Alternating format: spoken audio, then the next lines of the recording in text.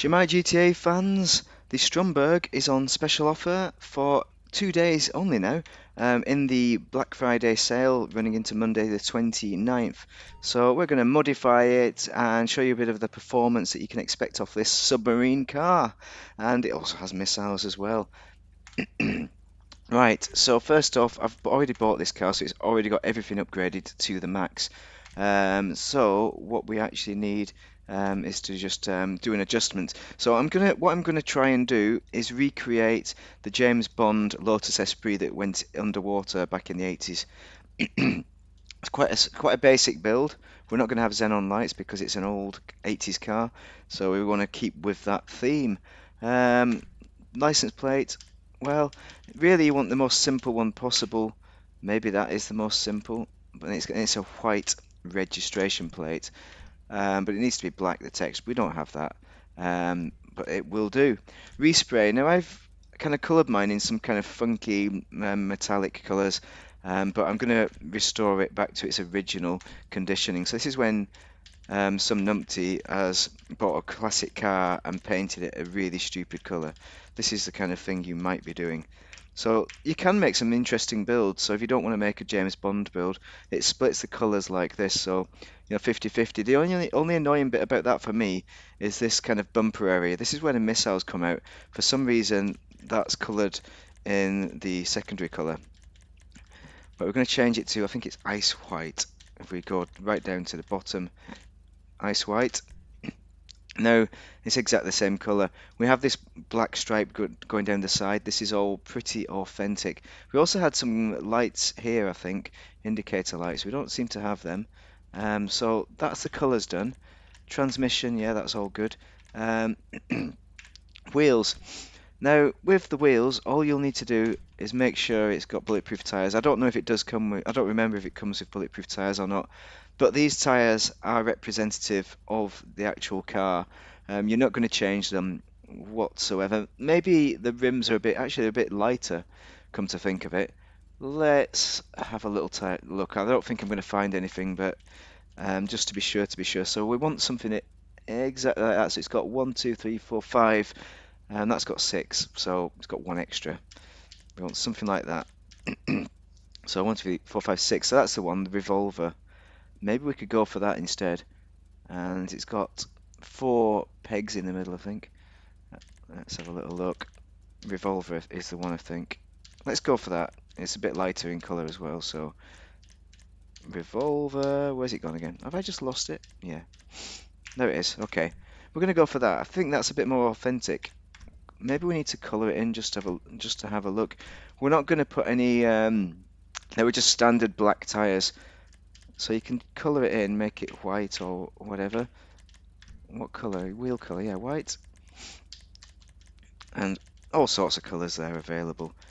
But I think the stock is good enough, and I think it's a little bit better than what we originally had. Actually, no, let's have a look. Wheel type, because it's didn't we have muscle? Didn't we have chrome rims? Don't we just want chrome instead? Did we just want chrome?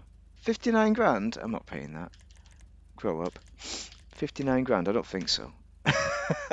I know it's not real money, but even so, I don't believe in it. Right, that is us fully customized. This is exactly what the old car used to look like. Phenomenal piece of kit. But we're going to take it for a drive now. First, we're going to go through driving performance. Oh, why has he smashed the bumper there? Learn to drive, character of GTA. Yeah, so first we're going to drive around, and then we're going to go sub-aqua. Well, are we going to do it in that order? I'm not sure yet. We will decide as we go around. Missiles. So we've got missiles to start off with, but we also have a machine gun. So there's some dude trying to blow me up earlier. I'm not going to try and blow them up. I just want to concentrate on blowing this. Okay, they're not bad. The machine guns are pretty good. I mean, maybe you're going to need them. Can we? So we're stuck between machine guns and missiles. The missiles, of course, are only going to be around as long as you have them in stock, because you only have 20 missiles, unfortunately. So you can fire lock on or without lock on. Let's find the police, see if we can fire a rocket up their bottom. There we go. They're pretty decent missiles. You can take down an Oppressor Mark II with them. I have done. many times. You can take about 3 Oppressor Mark II missiles, so you do have margin for error, but I don't think it's a proper counter to a Mark II. If someone's good at it, they're going to get you. I think it's as simple as that. But plebs, most people who are on Mark IIs are actually plebs, so you're going to have a reasonable chance of surviving on this. Driving wise, I was going to talk about driving, but it drives like a dream. I really like the performance, the handling. It's not too shabby for an old car, you know. It's pretty reasonably rigid. The old suspension there. Oh come on, get out my way, police. I shouldn't have got the police out. I should have done the driving bit first, but I like the way it drives. It's one of my favourite classics, maybe just because it's a Bondmobile. And I like the detail. That is exactly like a Bond car with the missiles coming out. Notice how the missiles disappear when you fire them. There's another one. And another. And then it'll reload. How awesome is that? Absolutely, that's what I hear you saying. Now we want to escape. Oh yeah, you can do... there we go, see? So we can do aircraft as well.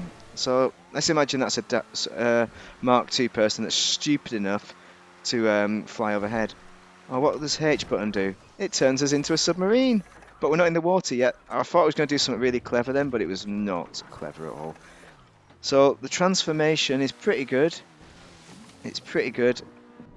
This is it. Underwater, come on. Get amongst them. Make a name for yourself. This is the underwater scene, so pretty nice. Now your missiles convert into torpedoes. See? You can actually fire them out of the water and blow people up. The elephant in the room is that the Toreador is better than this. So I'm giving you this review, but just bear in mind the Toreador has surpassed this vehicle in just about every way. But I do like the way it handles, and maybe I like it more so the way it drives, just standard drives, than the Toreador. How's about that then? There's a controversial statement, but for just about every purpose, the Toreador is a better vehicle.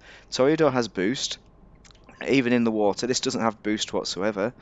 Toreador has unlimited missiles, and you can fit 4 people in it. So for that reason, it's a yes to Toreador for me. You can, of course, go and explore the world in this. Also, the Toreador, you can store it in your Kazatka, but I don't think you can store this in your Kazatka.